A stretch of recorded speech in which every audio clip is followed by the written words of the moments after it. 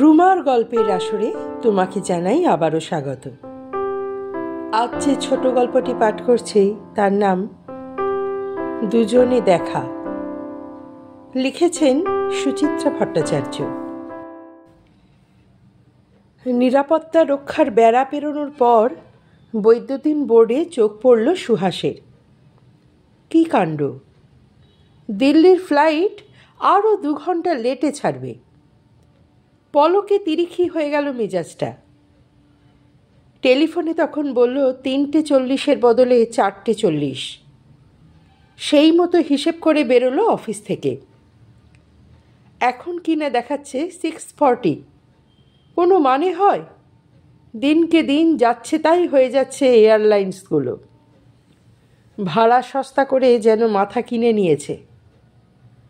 এখন বাড়তি সময়টুকু নিয়ে কি করবে সুহাস? ভ্যারেন্ডা ভাজবে? চুপচাপ বসে থাকাটা যে তার ধাতেই নেই। প্রাণ ছটফট করে, রগের শিরা দুটো চিরিক চিরিক লাফায়। পাছে গালে হাত দিয়ে অপেক্ষা করতে হয়। স্টেশন কিংবা এয়ারপোর্টে সবসময় শেষ মুহূর্তে পৌঁছয় সুহাস। এই অভ্যাসের দরুন দুবার চেক ইন করাতে পারেনি। কাউন্টার বন্ধ হয়ে গিয়েছে। মিস হয়েছে ফ্লাইট। তারই কপালে আজ এই দুর্ভোগ।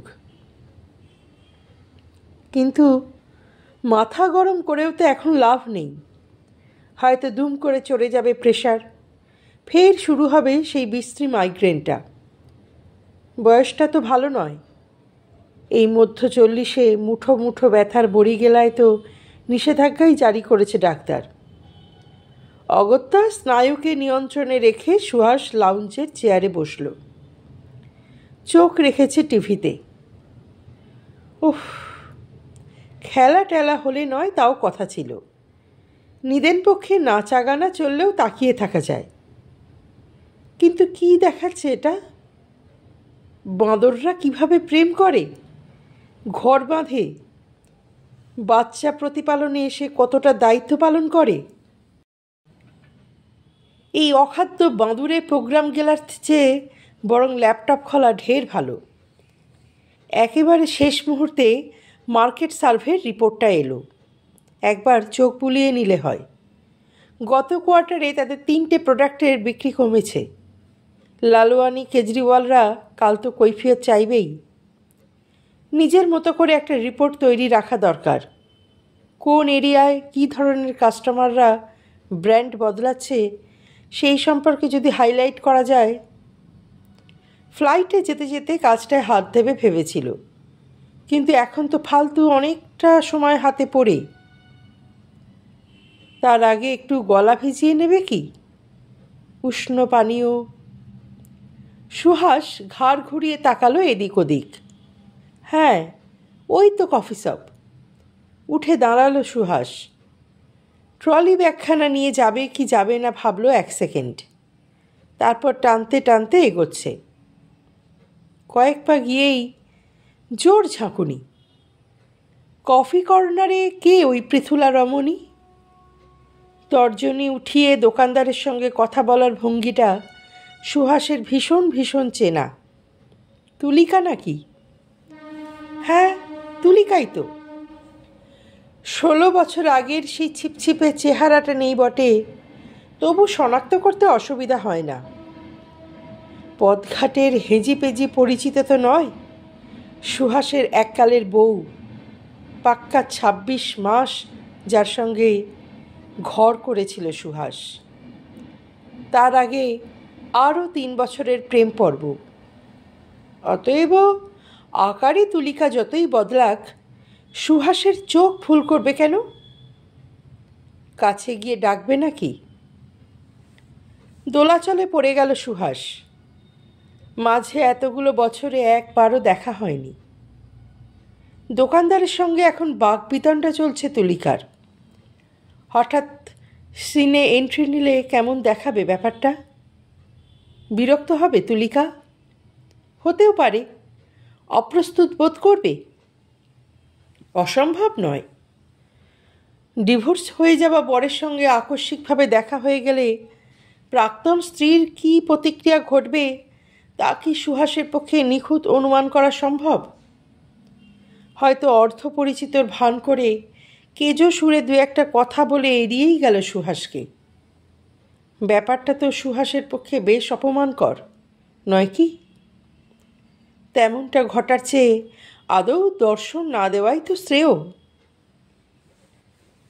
মানুষ যা ভাবে তাই কি করে সর্বদা? সুহাসের পা এগিয়েই গেল। তুলিকার ঠিক পিছনে দাঁড়িয়ে গলাটা অনাবশ্যক ভারী করে বলল, এনি প্রবলেম? ঘুরে তাকালো তুলিকা। অমনি বেজায় চমকেছে। মুখমণ্ডলের বিরক্তি নিমেষে বদলে গেছে বিস্ময়ে। চোখ বড় বড় করে বলল, আরে তুমি? এই তো মনে হলো জোরদার একটা লড়াই বেঁধেছে, তাই। সুহাস মুখখানা হাসি হাসি করল। চশমা সেট করতে করতে বলল, তা কী নিয়ে সমস্যা? আর বলো না, 5 টাকা ফেরত দিতে পারছে না। সুহাসের মনে পড়ল গড়িয়াহাটের হকারদের সঙ্গেও খুচরো নিয়ে দুমদাম কাজিয়া লেগে যেত তুলিকার। একটা টাকার জন্যও কী যুদ্ধটাই না চলতো। সুহাস আমল দিতে না চাইলে তুলিকা খেপচুরিয়াস। বাড়ি ফিরেও সমানে গজগজ। ইচ্ছে হলে টাকাটা আমি ভিখারিকে বেলাবো, দোকানদারকে লুটতে দেবো কেন? ছেড়ে দাও, ছেড়ে দাও বলছি না কেন? এই জন্যেই তো ওরা আশকারা পেয়ে যায়। এখনও তুলিকা ওই মানসিকতাই ধরে রেখেছে। সুহাস মুখের হাসিটা বজায় রেখে বলল, ডোন্ট বদার, আমিও কফি খাবো। চেঞ্জটা অ্যাডজাস্ট করে নিচ্ছি, আপত্তি নেই তো? আরে না, ছি ছি ছি, নাও না। দাম মিটিয়ে কাগজের কাপ হাতে দুজনে সরে এলো কাউন্টার থেকে। কাঁধে একটা ঢাউস ভ্যানিটি ব্যাগ ছাড়া আর কোনো মালপত্র নেই তুলিকার। এত কম লটবহর নিয়ে তো বেরোয় না তুলিকা। লাগেজ চালান করে দিয়েছে বোধহয়। পরনে সালোয়ার কামিজ, কাঁধে ওড়না, ভারী চেহারা তুলিকাকে প্রায় সর্দারনি বলে চালিয়ে দেওয়া যায় এখন। কাপে চুমুক না দিয়েই তুলিকা বলল, তুমি যাচ্ছ কোথায়? দিল্লি। এক্ষুনি ফ্লাইট? না, দেরি আছে একটু। তাহলে চলো না কোথাও বসি। সুহাসেরও সেই রকমই ইচ্ছা, তবে প্রস্তাবটা তুলিকার দিক থেকে আসায় যেন স্বস্তি বোধ করল। ট্রলি ব্যাগ ঠেলতে ঠেলতে ফিরছে লাউঞ্জের চেয়ারে তুলিকার সঙ্গে। এক মুঠো চিনির প্যাকেট তুলে এনেছিল সুহাস। তুলিকাকে জিজ্ঞাসা করল, তোমায় কটা দেব?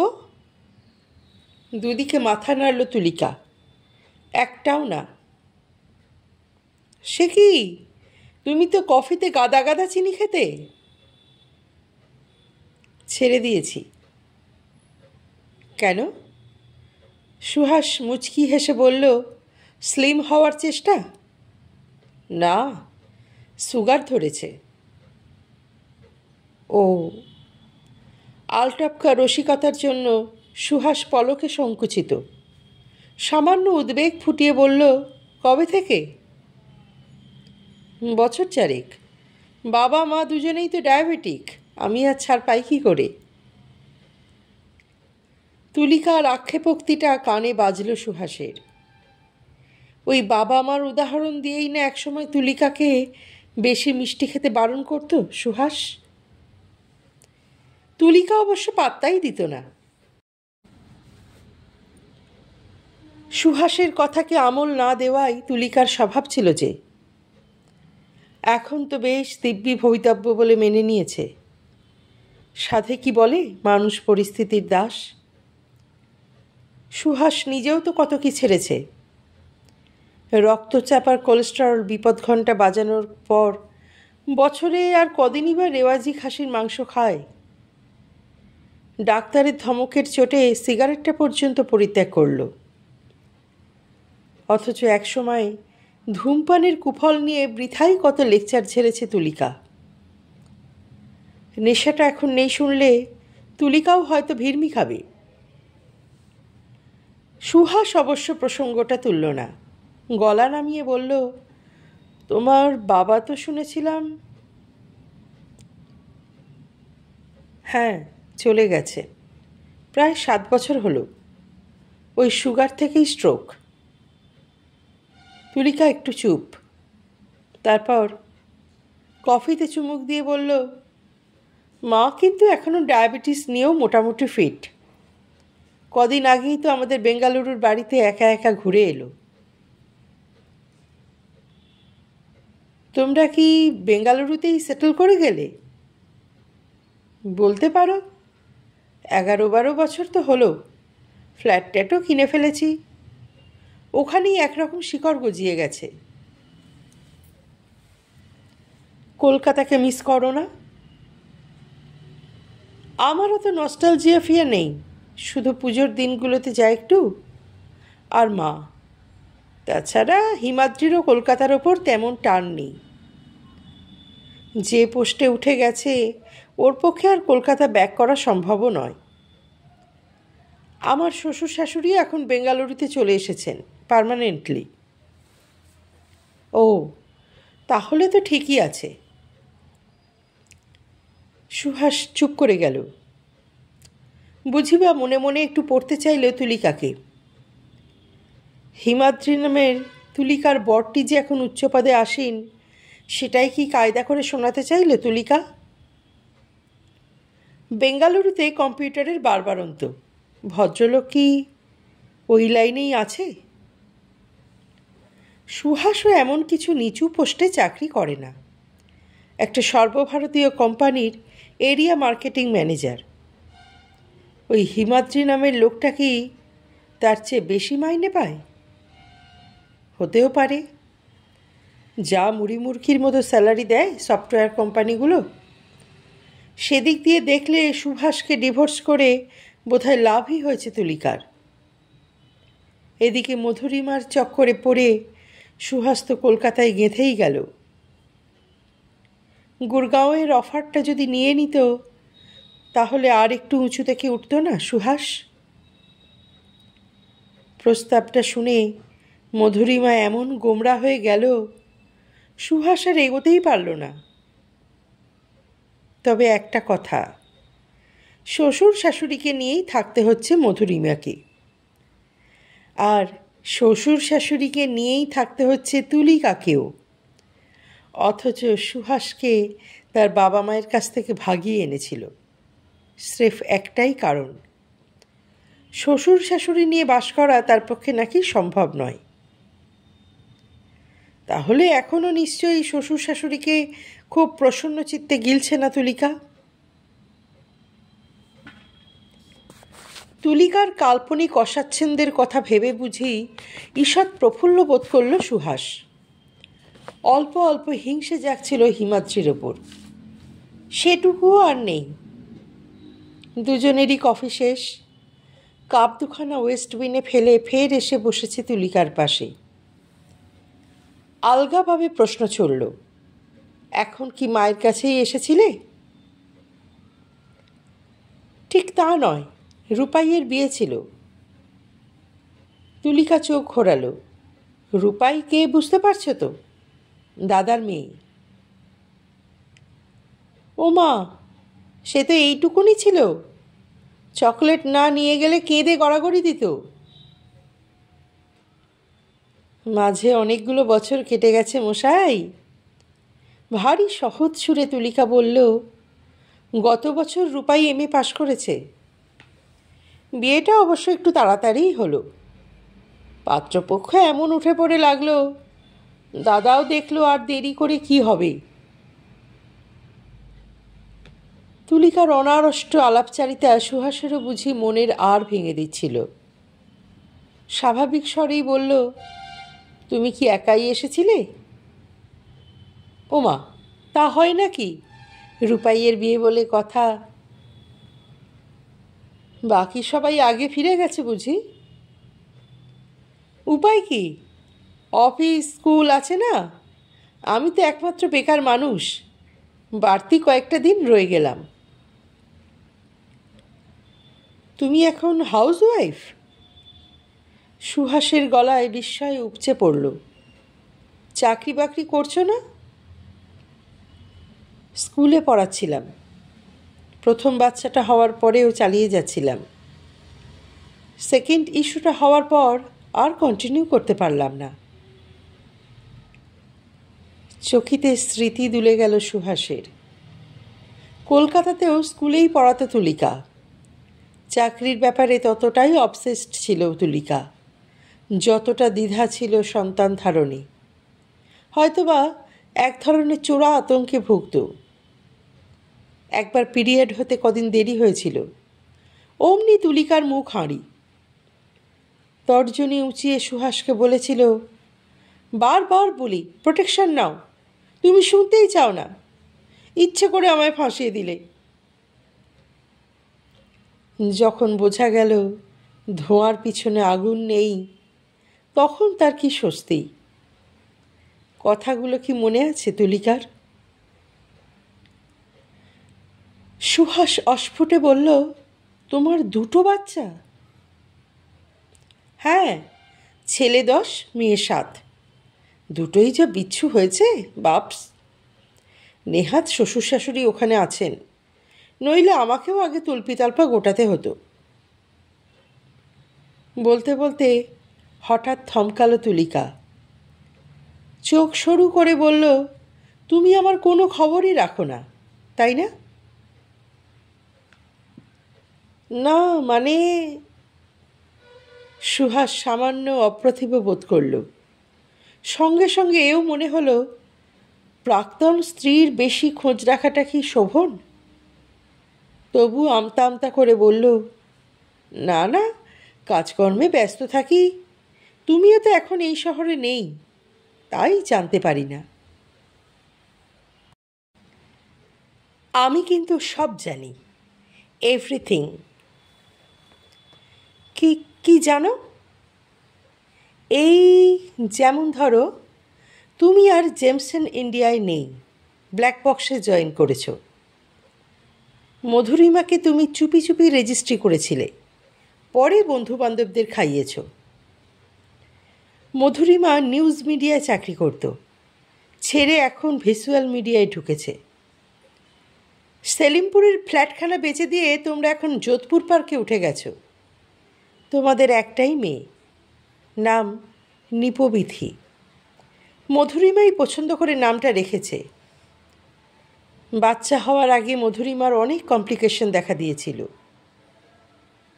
তোমার বাবা মা আছেন এখন আসানসোলে, তোমার বড় ভাইয়ের কাছে। গড় গড় করে বলে চলেছে তুলিকা। সুহাসের গা শিরশির করে উঠল।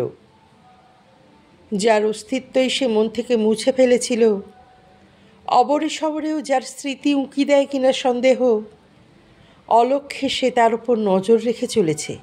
কেন? এখনও কি তার উপর কোনো দুর্বলতা রয়ে গেছে তুলিকার? অস্বস্তিকর ভাবনাকে কাটাতে জোর করে হেসে উঠল সুহাস। গলায় লঘু সুর ফুটিয়ে বলল, ওরে বাবা, তুমি কি ডিটেকটিভ লাগিয়ে রেখেছো নাকি? মোটেই না, খবর তো বাতাসে ভাসে। মানে? সুহাস সন্দিগ্ধ চোখে তাকালো। ফেসবুক? হুম, আমার ফেসবুকে ইন্টারেস্ট নেই। ভোরুর ভাঁজ চওড়া হলো, মগজ হাতড়াচ্ছে সুহাস। আর কি হতে পারে? ঘাবড়ে গেলে নাকি? তুলিকা মিটে মিটে হাসছে। মনে আছে কি, আমার আর মধুরিমার এক কমন ফ্রেন্ডই তোমার সঙ্গে মধুরিমার আলাপ করিয়ে দিয়েছিল। হ্যাঁ তাই তো, সুহাসের মনে পড়ে গেছে। পৃথা, পৃথাই সেই মেয়ে, তুলিকার স্কুলমেট। মধুরিমার সঙ্গে খবরের কাগজের অফিসে ছিল। এখনও মধুরিমার সঙ্গে দোস্তিটা ছেড়েনি। মধুরিমাও কি পৃথার কাছ থেকে তুলিকার খবর নেয়? হতেও পারে, সুহাসকে অবশ্য বলেনি কখনো। বলার সময়ই বা কোথায়? তারা দুজনে যে যার বৃত্তে ছুটেছে সারাক্ষণ। বাড়িতে যতক্ষণ থাকে মেয়ে আর সংসারেই মধুরিমা হাবুডুবু। তাছাড়া তুলিকার মতো গপ্পবাস্ত মধুরিমা নয়, তুলিকার মতো কৌতূহলীও নয় মধুরিমা। বরের আগের পক্ষের বউয়ের সম্পর্কে তার কোনো আগ্রহ আছে বলেও তো মনে হয় না। 10 বছরের বিবাহিত জীবনে মধুরিমা 5 বারও তুলিকার নাম উচ্চারণ করেছে কিনা সন্দেহ। সত্যি বলতে কি, মধুরিমার কৌতূহল কম বলেই না তাদের সংসারটা শান্ত নদীর মতো বইছে নিস্তরঙ্গভাবে। এতই তরঙ্গবিহীন, মাঝে মাঝে স্থির জল বলে ভ্রম হয়। তুলিকা পাশে উসখুস করছিল, এদিক ওদিক দেখতে দেখতে বলল, টয়লেটটা কোথায়? সুহাস আঙুল তুলে দেখালো, ওই যে সোজা গিয়ে ডান দিকে। তুলিকা উঠে দাঁড়ালো, 1 মিনিট, আমি আসছি। দুলে দুলে চলেছে তুলিকা, আন্দোলিত হচ্ছে ভারী নিতম্ব। সুহাস দেখছিল এক দৃষ্টে। একসময় যথেষ্ট আকর্ষণীয় ছিল তুলিকার ফিগার, এখন কি বিশ্রী বেঢপ। ওই মহিলার প্রেমে একসময় আকণ্ঠ ডুবেছিল সে। কেন? তুলিকার কোন গুণটা টেনেছিল তাকে? তাদের প্রথম আলাপটা মনে পড়ে গেল সুহাসের, আচমকাই। ভেবেছিল কবেই স্মৃতি থেকে ধুয়ে মুয়ে গেছে, কিন্তু দিব্যি স্মরণে আছে তো। সবে লালা কোম্পানির জঘন্য চাকরিটা ছেড়ে সে জয়েন করেছে জেমসন ইন্ডিয়ায়। অফিস ট্যুরে যেতে হয়েছিল বহরমপুর। স্টকিস্টদের গলতিতে ডিলারদের সঙ্গে মিটিংটা একদিন পিছিয়ে গেল। ফাঁকা দিনটাকে কাটাতে নিয়তিই বুঝি তাকে টেনে নিয়ে গেল মুর্শিদাবাদ। তখনই একটা ইংলিশ মিডিয়াম স্কুলে ইতিহাস পড়াতে তুলিকা। 3 বয়স্ক সহকর্মীর প্রায় গাইড হয়ে সেও অতীতের নবাবপাড়ায় হাজির। এমন চমৎকারভাবে ঐতিহাসিক স্থানটির গল্প শোনাচ্ছিল, কখন যে সুহাস তাদের সঙ্গী বনে গেছে সুহাস জানতেও পারেনি। এমন উচ্ছল ছিল তুলিকা, কথায় কথায় হাসিতে ভেঙে পড়েছে। 27 বছরের সুহাস মুগ্ধ না হয়ে পারে? সেই পরিচয়ের সুতো ছিঁড়ল না, বরং ঘনও হলো ক্রমশ। তখনও মোবাইলের যুগ আসেনি। কলকাতায় ফিরে তুলিকার বাড়িতে ফোন করল সুহাস। ও পক্ষ থেকে সাড়া মিলল বলেই না সে এগোতে পারল। তারপর তো 3টে বছর কত হই হই হাসি হল্লা, সিনেমা, রেস্টুরেন্ট, সারাটা দিনের জন্য হুটহাট এদিক থেকে সেদিক বেরিয়ে পড়া, বন্ধুবান্ধবদের দঙ্গলে গিয়ে অনন্ত আড্ডায় মেতে ওঠা। আর তুলিকা থাকলে আড্ডা তো জমবেই। অমন আমুদে মিশুকে মেয়ে কটাই বা মেলে। কি আশ্চর্য! বিয়ের পর ওই তুলিকাকেই কেমন ছ্যাবলা অগভীর মনে হতে লাগলো। প্রেমের দিনগুলোতে সুহাসের সঙ্গে প্রতিটি খুঁটিনাটি ব্যাপারে কি নজরই না লাগতো তুলিকা। কোন প্যান্টের সঙ্গে কি শার্ট পরবে, কোন চশমার ফ্রেমে সুহাসকে বেশি আকর্ষণীয় দেখায়, তুলিকাই স্থির করে দিত এইসব। 3 দিন দেখা না হলেই অমনি ফোনের পর ফোন। এই, কী করছো? কাল একবার এসো না প্লিজ, আমার বড্ড একা লাগছে, বড্ড। বলো তো ছুটির পর আমি তোমার অফিসে চলে যেতে পারি।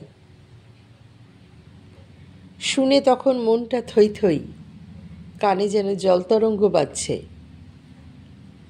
অথচ গাঁটছড়া বাঁধার পর ওই গুণই যেন বিভীষিকা। কি বউরে বাবা, প্রতিটি বিষয়ে এত বেশি নাক গলায়, তা সে অফিসই হোক কি আত্মীয় স্বজন কি বন্ধুবান্ধব। তুলিকা যেইভাবে চাইবে, যা চাইবে সব কিছু হতে হবে সেই মতো, অন্যথায় অশান্তি, চেঁচামেচি। সুহাসের জীবনে এক কণাও ব্যক্তিগত স্পেস রাখার জো নেই। সর্বক্ষণ অনন্ত খবরদারি চলছে। বাচ্চা কাচ্চা হলে তখন হয়তো মনোযোগ অন্যদিকে ঘুরত, কিন্তু সেই ঘুরেও তো বালি। সামান্য একটা সম্ভাবনা দেখা দিয়েছিল, তাতেই যা সিন করলো। উফ! আর বেশি দিন একসঙ্গে থাকলে সুহাস বুঝি দম বন্ধ হয়ে মরে যেত।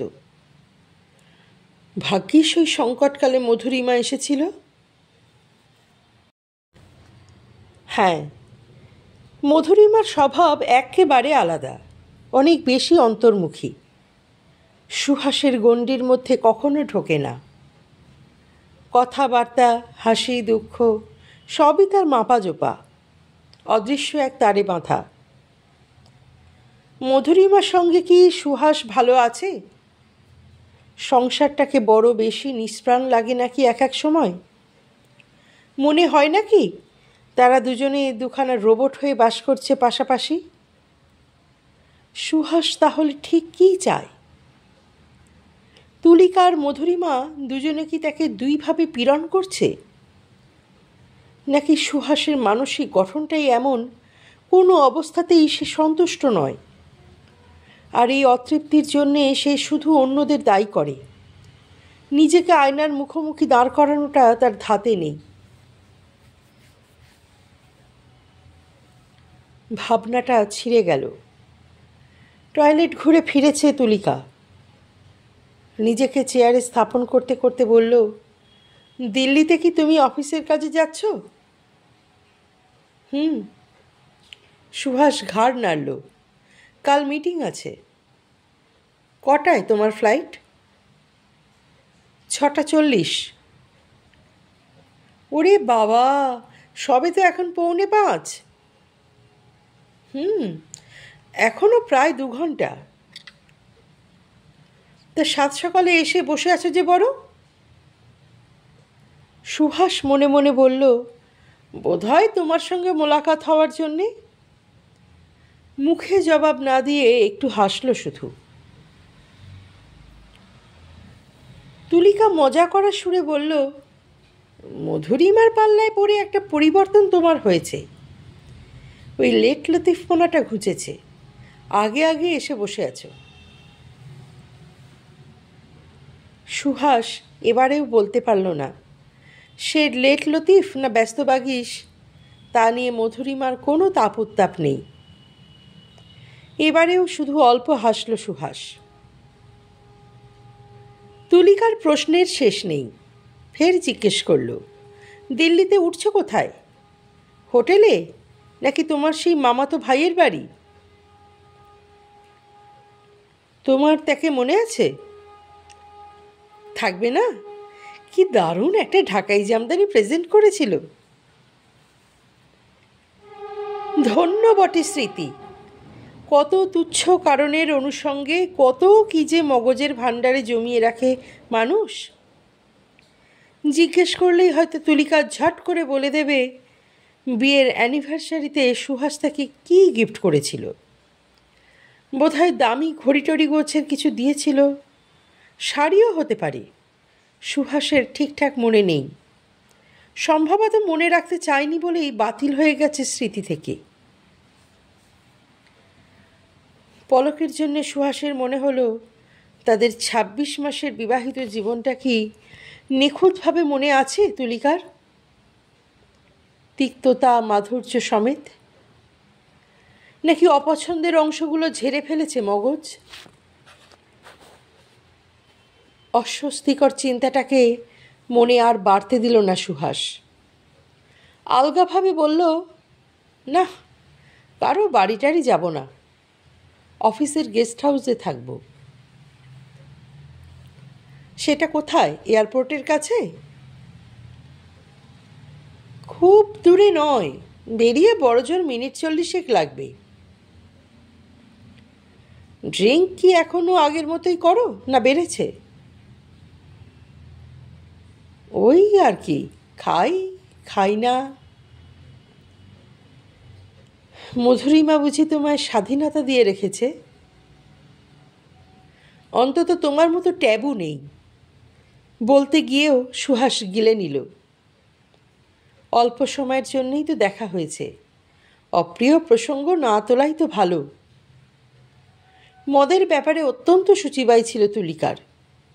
সুহাসের মুখে গন্ধ পেলেই এমন চেল্লামিল্লি জুটত। পুরনো সেসব কথা উস্কে দিয়ে সুহাসেরই বা কী লাভ?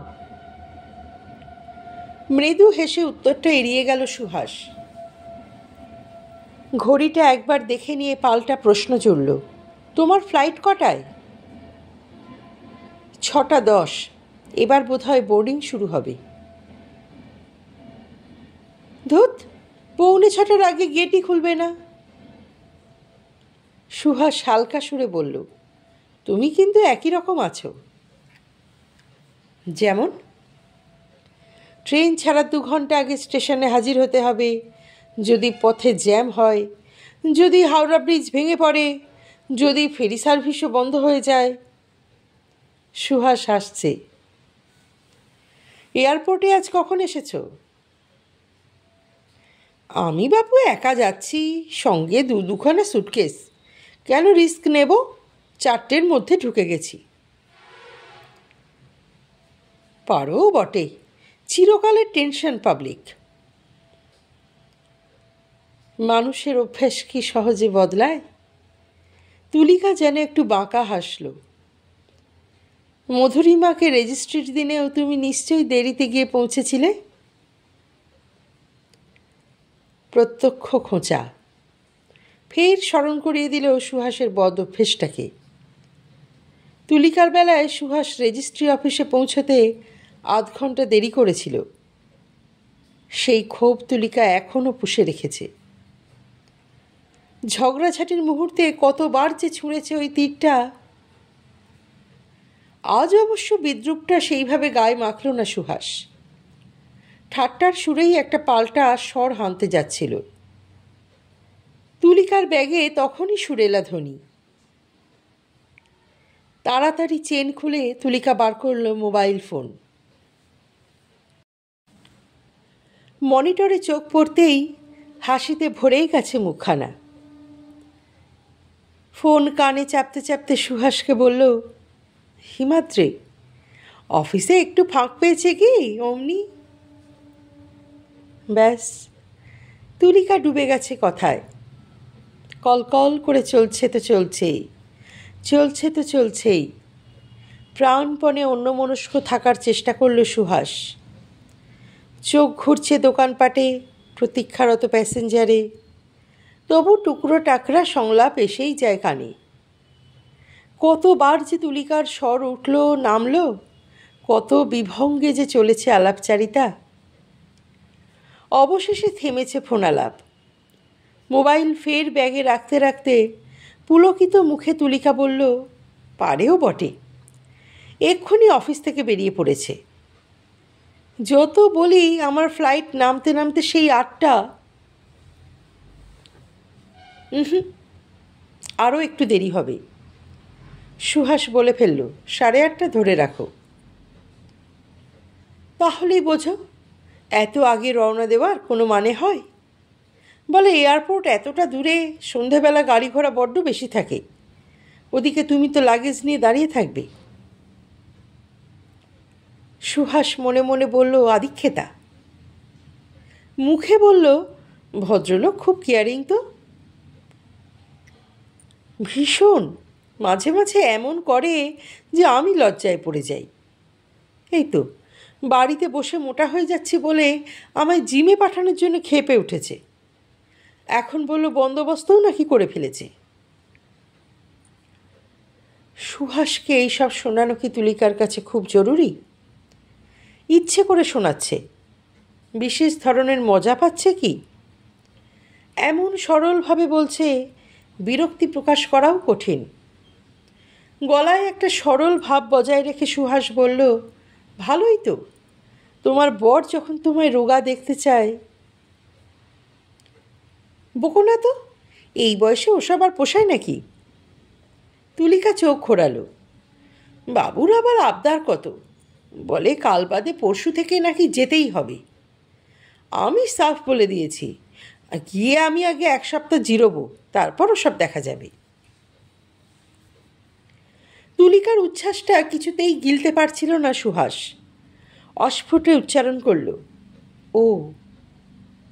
তুলিকার ভ্রুক্ষেপ নেই, নিজের মনেই বলে চলেছে, অবশ্য ছেলে মেয়ে দুটো আমাকে তিষ্ঠতে দেবে না, দুটোই তো বাপের লেজুর। বাবা যদি প্ল্যান করে থাকে তা ছেলে মেয়ে আমার কানের পোকা বার করে দেবে।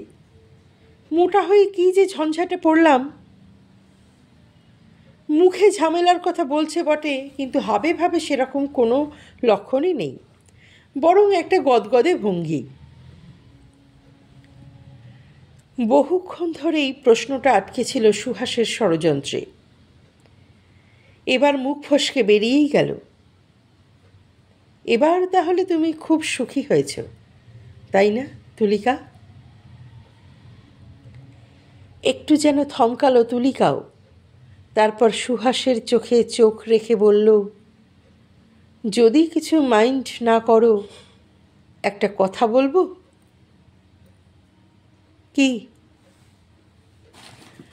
আমার মাঝে মাঝেই মনে হয় আমরা কি ভয়ঙ্কর মিসম্যাচ ছিলাম। কেমন করে যে 2 বছর একসঙ্গে কাটিয়েছি ভাবলেই দুঃস্বপ্ন মনে হয়। ভাগ্যিস তুমি মধুরিমার প্রেমে পড়েছিলে, ছাড়াছাড়িটা তাই হয়ে গেল।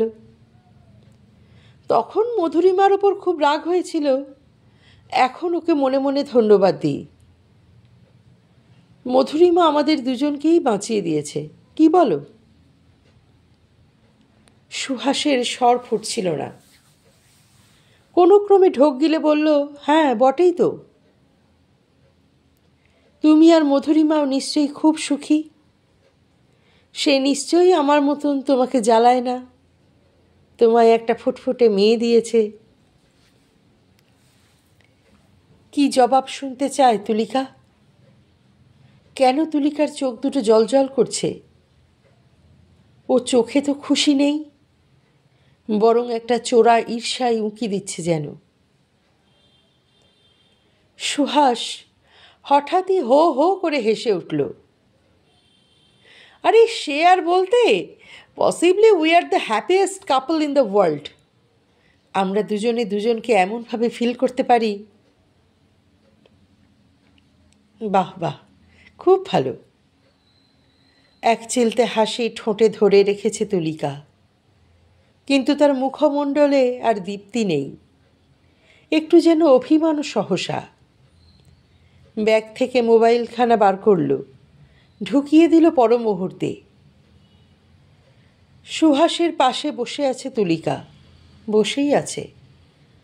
প্রতিটি মুহূর্তকে যেন অনন্ত মনে হচ্ছিল সুহাসের। সময় কেন যে এত প্রলম্বিত হতে পারে সুহাসের ধারণাই ছিল না। ঘড়ির কাঁটা এত আস্তে ঘোরে। বেঙ্গালুরু ফ্লাইটের যাত্রী আরোহণ পর্ব শুরু হয়েছে। তুলিকা উঠল চেয়ার ছেড়ে, সুহাসকে বলল, যাই তাহলে? সুহাসের ঠোঁট নড়ল। এসো, ভালো থেকো। তুমিও। পায়ে পায়ে চলে গেল তুলিকা। সুহাস স্থির বসে। ল্যাপটপটা আর খোলা হলো না, টিভি দেখছে। না, বাঁদরের জীবনযাপন নয়, সম্ভবত অন্য কিছু, কিংবা কিছুই না। শীত শীত করছিল সুহাসের। অচেনা এক হিমেল করুণা জাগছে বুকে হঠাৎই। তুলিকার জন্যে, বুঝিবা নিজের জন্যেও।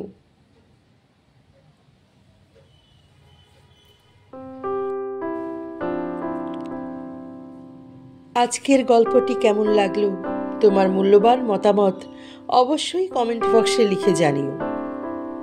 গল্পটি ভালো লাগলে একটি লাইক করো, শেয়ার করে দিও পরিচিত এবং প্রিয়জনদের মধ্যে। আর যারা এখনও চ্যানেলটি সাবস্ক্রাইব করনি তারা কিন্তু চ্যানেলটি সাবস্ক্রাইব করতে ভুলো না। অনেক ধন্যবাদ গল্পটি শোনার জন্যে। অপেক্ষা করো পরবর্তী গল্পের জন্যে।